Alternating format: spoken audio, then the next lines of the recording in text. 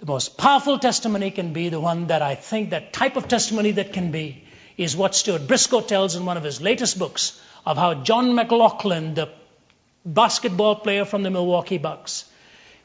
Briscoe says, I was at O'Hare Airport with a friend when a friend of mine said, there's Jon McGlocklin, I know him, let me go and introduce you to him. He took Stuart Briscoe over and he says, this is my pastor, Stuart Briscoe, this is Jon McGlocklin, my friend. Mr. Briscoe, this man needs what I have, you better help him to find God.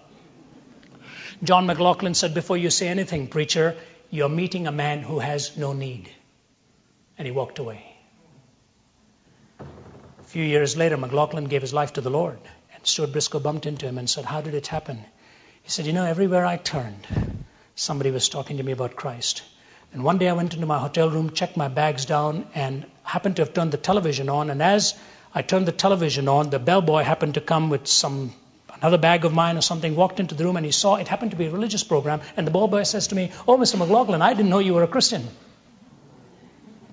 And he said, before I had time to answer, he said, I'm so honored to be in your presence, and you're a Christian. Do you mind if I pray with you?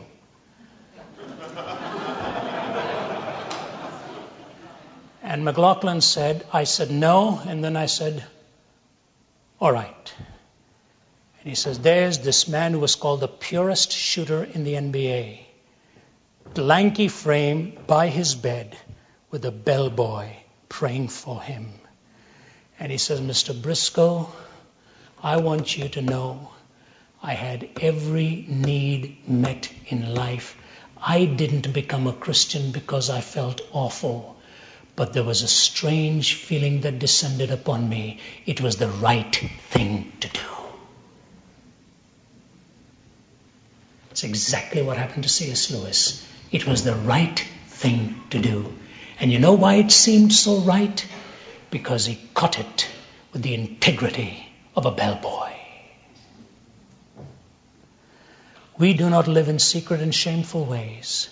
We do not use deceptive means.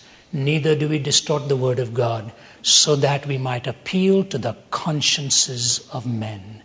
That which is in the privymost person of your life, Jesus Christ can touch and change. Ladies and gentlemen, that's the kind of message you and I have for this hurting world. Can we give it the purity of life to touch the consciences